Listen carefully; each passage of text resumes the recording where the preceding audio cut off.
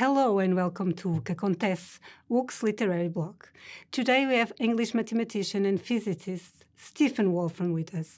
Dr. Wolfram is recognized internationally for his contributions to the field of cellular automata and for the development of Mathematica, an innovative algebraic software system, whose programming language, the Wolfram Language, was made available to the public in 2014. He's also the creator of Wolfram ALPHA, a search engine that answers basic questions, especially those that can be expressed in equations by resorting to a large database. Recently released in Portugal, his book, What is ChatGPT Doing and Why Does It Work?, is a valuable tool for understanding this language model powered by artificial intelligence. Good afternoon, Dr. Stephen Wolfram. It's a pleasure to have you here with us. It's consensual that to a certain point, ChatGPT generates human language with meaning. Is it also contributing to understanding norms like syntax and logic in the basis of human language, as well as processes of thinking behind it? Well, one has to understand, what is ChatGPT doing? Fundamentally, it has been given billions of pages of what people have written on the web. And its mission, so to speak, is to produce text that's like what it's seen before.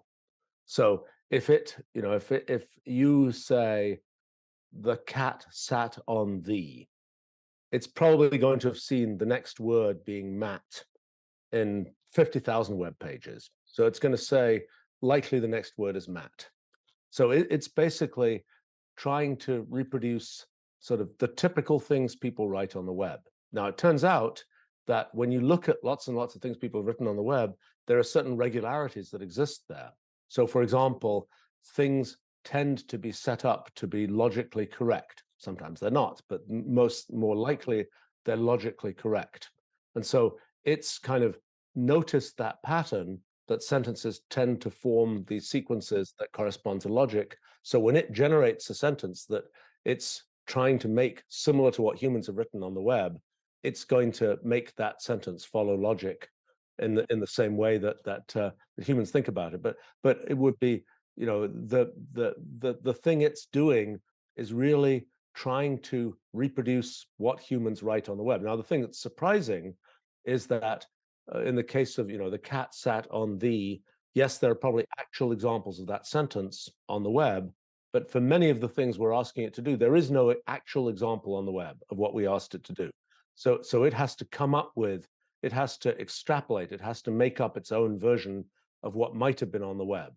And the thing that is a surprise in a sense is that the way it tends to make those things up is similar to the way that humans will tend to make those things up. And I think the reason there's this similarity is that the way that ChatGPT is built inside, it's a neural network, it's an artificial neural network, and that's something that is structurally similar to the way that neurons are set up in our brains. I think there are regularities that it has effectively discovered in language that go beyond things like logic, that in a sense we probably should have discovered 1,000 years ago, but we didn't. In other words, there are things where a sentence, we know that typical sentences have a certain syntactic structure. They go in I think both in English and in Portuguese, they go noun, verb, noun. Not all languages, Latin, for example, goes noun, noun, verb. And so that's a kind of syntactic structure that we know about language.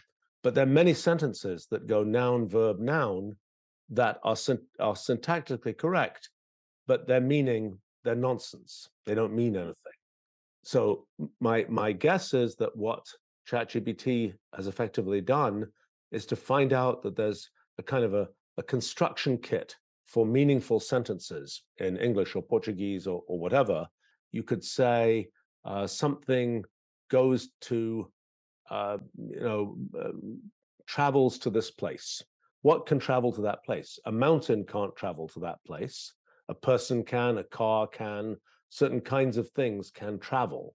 And so it's kind of learnt this sort of semantic grammar of language, you might call it, that is kind of the construction kit of how you put together not just sentences that are syntactically correct, noun, verb, noun, but sentences which have a reasonable meaning that could be something that actually happens in the world, so to speak. Exactly. But ChatGPT, as you say in your book, doesn't recompute on data, which limits its computational ability. How could that be fixed and still maintain the ability to train the system with reasonable efficiency? What ChatGPT is doing is it takes what's on the web, what it's been fed, and it tries to make things similar to what it's seen.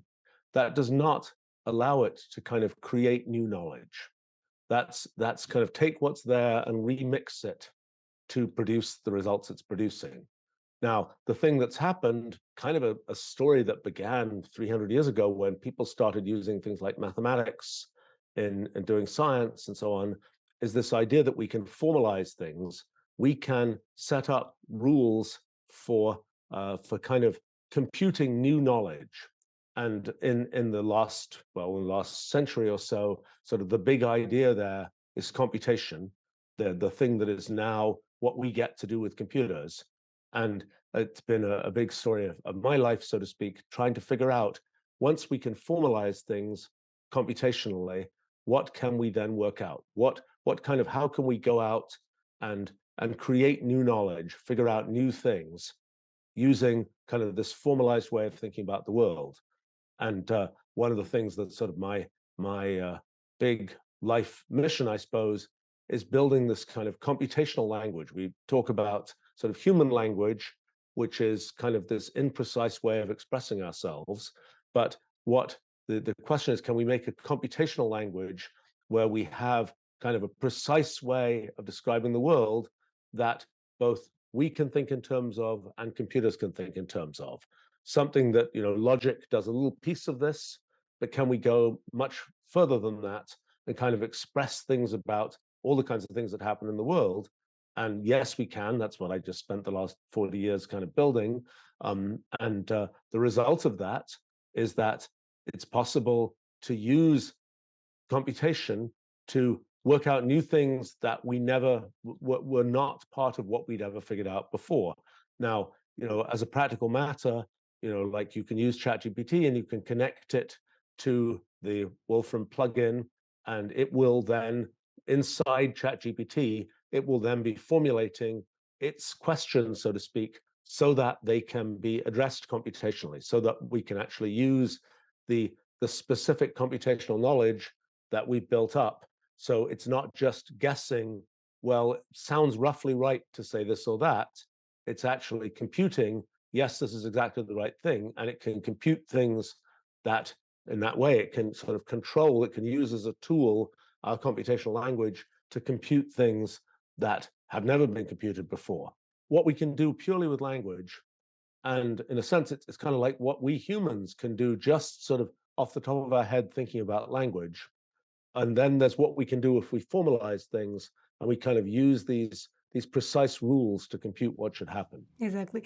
Just as you say that connecting ChatGPT with Wolfram Alpha will solve the problem of obtaining precise answers. Will this be a reality in the near future? And what are the potentials of this association? Can we say it will lead to an accelerated production of knowledge with scientific authorship? This was built back in March. This was it's been out and about and running since March, and lots of people use it every day.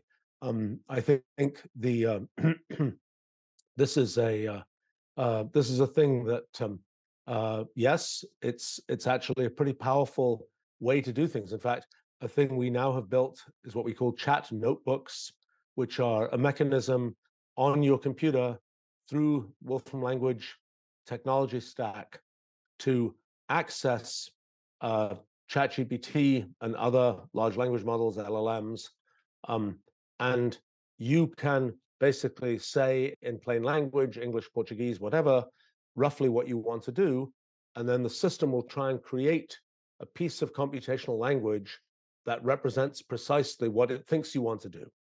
Then you run that computational language, you get a result. Maybe it's right, maybe it's wrong, you can read the computational language that the LLM produced, and you can try and confirm that, yes, that's actually what I meant. And then you can use that as kind of a solid brick on which to build this kind of tower of capabilities. And that seems to be a really powerful way to do things. The people who know computational language know Wolfram language. It's they can type it faster than they could say the natural language to describe what they want. But for people who don't know that, it's a very, very useful way to go from what you already can think about and your description of what you want to do, and then let ChatGPT plus Wolfram Language plus Wolfram Alpha figure out kind of how to turn what you're asking into something that's precise. It seems to be a very powerful thing, and I think we'll see more and more use of that direction. And one starts to see these different ways that people can interact with things. This idea, the idea we use ChatGPT, we can use it to write a report, write an essay, so long as it doesn't matter that not everything it says is quite right. That's a fine thing to do. What this capability of connecting with our computational language does is it gives it this sort of solid grounding where when it asks the computational language what to do, that will be correct. And that will be something that might not have been figured out before. And yes, that's a really interesting direction. And I think in the future, we'll see is that LLMs will be used to do the thing we never knew how to do before, which is how to do kind of large-scale linguistic interaction with computers. But the kind of computation part of it is not really what LLMs are suitable for. And it's not really quite known yet how to factor out the purely linguistic part from the computational part. And I think that's one of the sort of big kind of technical directions that one needs to go in at this point. Real numbers, mathematics is only represented in a computer through simulation. You've dedicated your life to putting mathematics in computers, making the best available machines produce the best results in real numbers. But given that digital computers use discrete models and mathematics represents the continuum, will a Turing machine inevitably always produce insufficient or incomplete results? There are two different questions. One is, what can we imagine? And the other is, what can our universe actually do? And I think the thing that the big breakthrough we made about 3 years ago now in understanding how our universe is constructed. And I think we know now with rather great certainty that our universe is fundamentally computational. So, when we look at the universe, we can ask, is it made of discrete things? Is it made of continuous things? That's been a question that's been asked since antiquity. And we can ask it for something like water. Is it discrete? Is it continuous?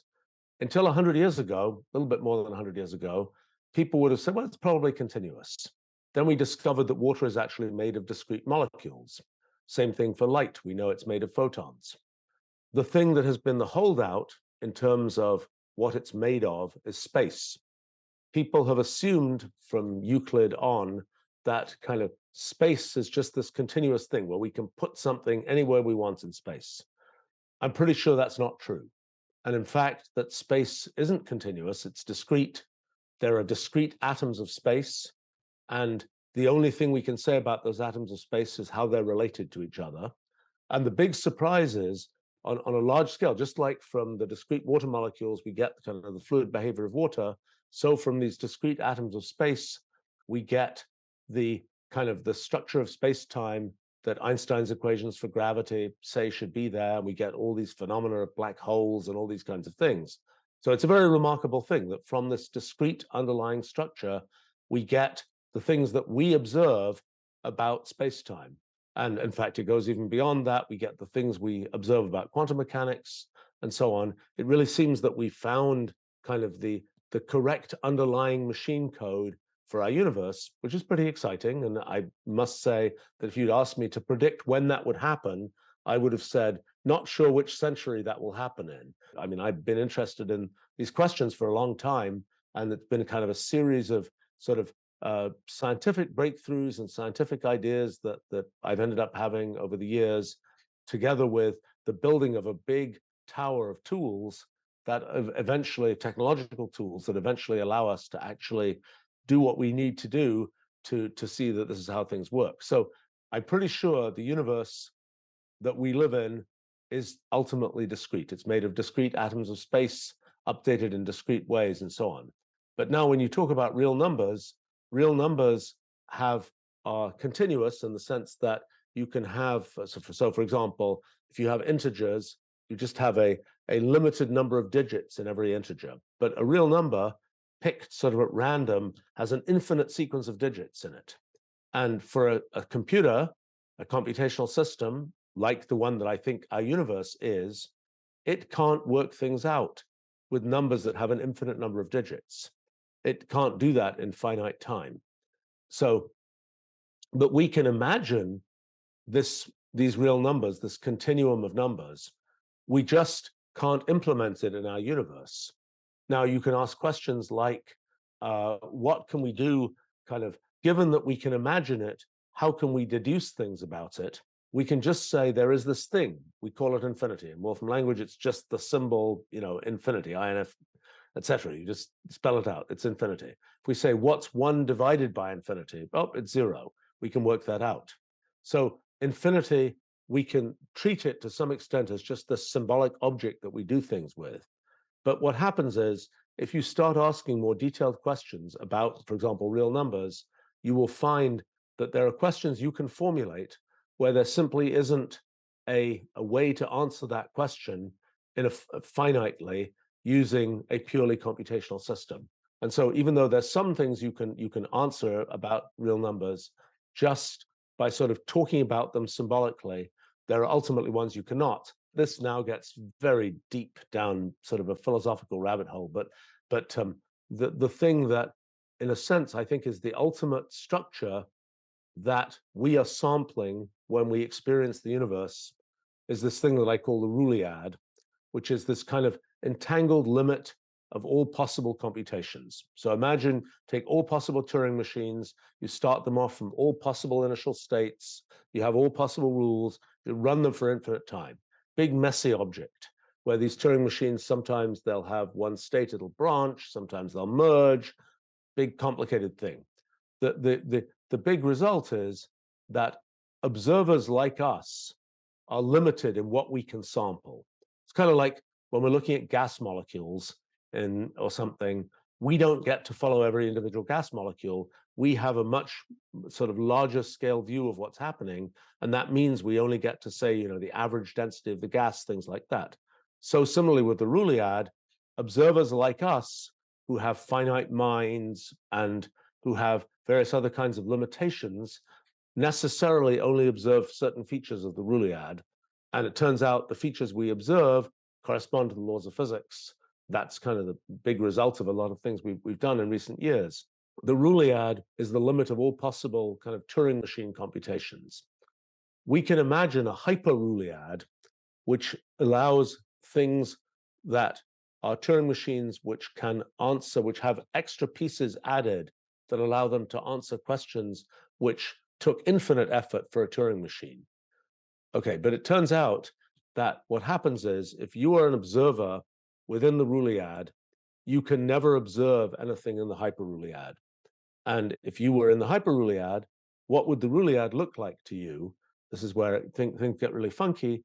It would kind of look like a black hole looks like to us in our universe. But one of the characteristics of a black hole, very obvious in our models, is that in a black hole, time stops. Normally, the progress of time in our models is this sort of progressive computation of the next state of the universe. But in a black hole, it turns out that the computation just ends. There isn't anything to compute. You got to the answer. Time stopped. From the level of kind of the Hyperruliad, in which you have kind of true real numbers, our universe would look like a black hole. From within our universe, we don't get to observe in detail anything that exists in this kind of hyper level at which there would be sort of true real numbers set up. Do you believe AI systems will able to solve some of the unsolved mathematical conjectures? For instance, are consecutive prime numbers infinite? Mathematics is it's usually thought of as being built from axioms. You make an assumption. You say x plus y is the same as y plus x for all x and y. There are a limited collection of these kind of axiomatic statements that you make. And from those, you can deduce an infinite number of theorems. This kind of meta-mathematical space of all possible theorems itself has a structure. In fact, that space of all possible theorems is related to this Ruliad object that I was just mentioning. The thing about human mathematics is that we humans pick only certain theorems that we care about. There's a kind of infinite number of possible theorems, but in the mathematics that we build, we're building it in these, we're sort of colonizing this meta-mathematical space in particular directions.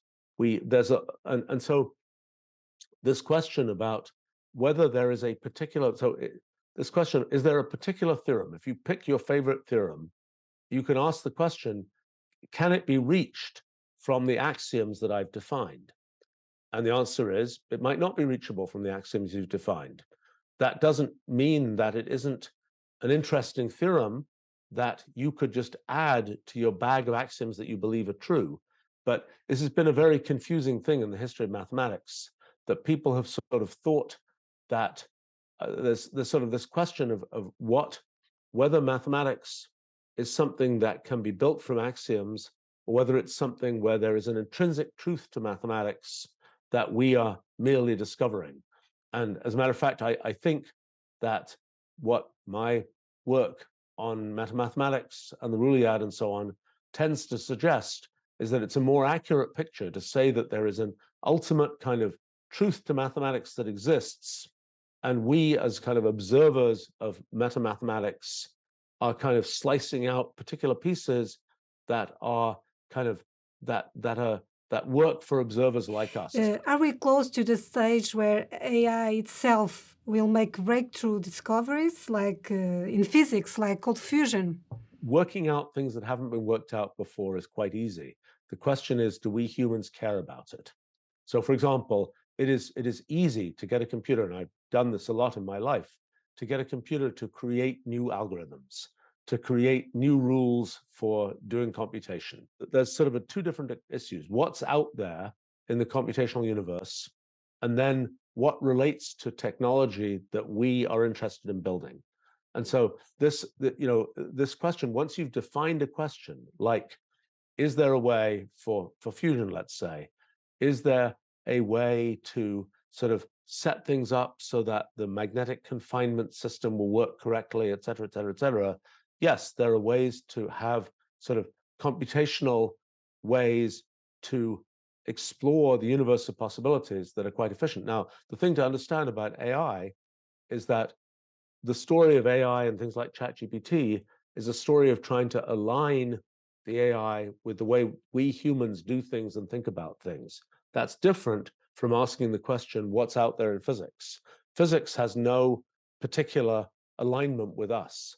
I had found years ago some principles that allow you to guess which theorems in some very simple cases we're likely to find more interesting. It's an interesting unsolved problem, whether that will work. I think I don't know. I'm not extremely optimistic about that. I think because I think a lot of what we care about is something that depends on the particulars of the history of what we've chosen to study. How do you stand on theories such as defended by Professor Roger Penrose, according to which computers don't have the capacity to be conscious, given the way in which they are architected? Can a Turing machine ever have conscience? Well, we have to know what we mean by consciousness.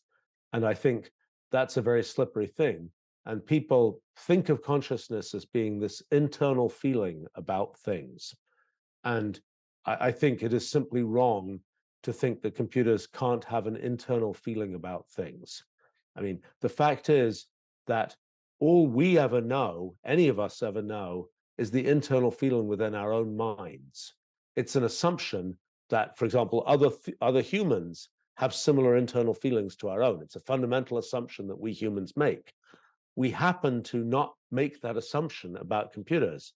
But if you start tracing through what's the internal experience of a computer, it's not that different from ours. And people say, but look, you can, in a computer, you can see there's these electrical signals that are going on. And how can that be this internal experience? Well, for a human brain, we can't yet do it for all our 100 billion neurons, but every one of those neurons is just some little electrical signal that's going on. It really isn't any different. Now, one of the things that's very significant about ChatGPT is there's this question about kind of what matters in the brain.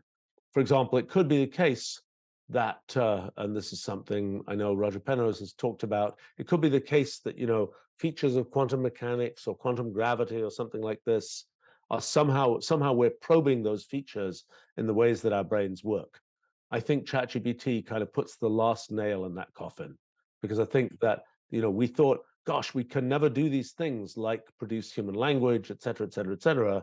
But actually, it turns out that this thing, which is a very simple idealization of brains, but certainly doesn't have any quantum mechanics in it, is sufficient to give us this thing that can produce good linguistic interaction and language and so on. I think that's really pretty good evidence that there isn't something deeper going on in brains, that there isn't some unknown physics, for example, that contributes to brains. It's kind of disappointing in some ways, in the sense that, one might like to think that we are more unique in the universe than we are. But actually, the thing one realizes in the end is that our uniqueness is what's important about us, so to speak. As we try to do science, some part of what we're trying to do is to say there's a generic way to explain everything, and we shouldn't need sort of humans in the picture. One of the things that's come out of a lot of science I've done, particularly recently, is that the generic is this complete Ruliad. And what matters to us and to our perception, our consciousness, is the particular slice that we take of the generic. And that depends on us, so to speak. What do you consider today was the biggest achievement in your life as a mathematician, a physicist, and also a computational specialist? Well, look, I've done a few different things, and it's funny because they have different significance in the world. So, I mean, I've done a bunch of basic science. I think one of the big things has been from the 1980s onward, sort of pointing out that computation and programs are a good raw material to make models of the world. And, that's kind of a big deal, because for the last 300 years, people have said the main kinds of models one should make of the world are mathematical models. And I kind of describe what would be involved in making and what the consequences of having computational models are. And that's been something that has become pretty universally used over these years. I've been trying to build our computational language that is a way to sort of represent the world computationally. And it's kind of a follow-on to what was done with logic, a follow-on to what was done with mathematics. One is still many years away from people truly understanding the significance of that computational language, because it's like logic, like mathematics. It's a framework to think in. And, in the world today, it's sort of an interesting thing, because over the last 35 years, since we first introduced what's now Wolfram Language, lots of people have used it. Lots of people use it every day. There is a tremendous concentration of people who are CEOs, CTOs of important companies, people who are kind of intellectual leaders in different fields, who use the technology we built every day. They use it as kind of to give themselves kind of a computational superpower. Given that they formulated an idea computationally, this lets them implement it. And that's a really powerful thing. I would say that for most people who are used to just doing traditional programming, it's a very sort of scary thing, because with our computational language, you kind of, once you've imagined what you can do, it's very fast to do it. But then you're kind of forced to be doing that imagining of what to do much more. And that's not something that the typical sort of programmer does. Well, I started working on this computational language 40 years ago. Lots and lots and lots of things have been discovered and invented in the world using our language. But I think, in the future, that will be something that will be seen as an important kind of framework for thinking. And I would say that the things like our physics project, which is kind of a follow-on to this kind of computational view of science, physics project, it's always interesting. These different things happen at different rates. So, for example, the sort of using computation as modeling in science, that's a thing where a part of that is now pretty widely, very widely established and used after 30 years. Another part of that, the kind of science of ruleology, the science of understanding how simple rules work, that's still just at the beginning. Give it another 50 years or so, the rate things are going, people will understand that that is kind of a foundational science. And but basically, in the history of physics, a lot of progress was made about 100 years ago, a little bit more than 100 years ago. And the basic paradigm that's existed in physics has been kind of fixed for these 100 years. We now have a kind of a new paradigm for thinking about physics, and that's exciting. It's the different things one does in between basic science and technology and so on. They have very different consequences in the world, and they have very different traceability of, did this seed of an idea lead to this thing? Did this actual piece of software get used in this way? My own personal motivation for these things is, I like building stuff and I like figuring stuff out. And for me, it's very satisfying when those things end up being sort of foundational things where I feel like I've really reached, managed to get to the foundations of things, whether it's about how physics works or whether it's about how to set up computation for us humans. I enjoy communicating the things I figured out. And so in that sense, it's sort of I connect with the world, but in terms of assessing, what's the long view of history, it's like that's I'm more interested in doing it in the short view of the present. Although I have spent a bunch of time studying history, so I have some idea of what the kind of the machinery of history looks like, and I would say one of the main things about that is things take longer than you could possibly imagine. You figure something out, you say this is how it's going to be, and you're right about it, but it takes 40 years for things to actually develop. And I think a lot of what we've done, for example, technologically, I still think is viewed by many people as sort of an artifact from the future, which is really neat for people who are actually using it. But for other people, it's like it's an alien thing that arrived from the future. We appreciate it, and we thank you very much for this interview. It was very nice talking to you. Thank you very much, Dr. Wolfram. Thank you. Thank you very much. Okay, bye.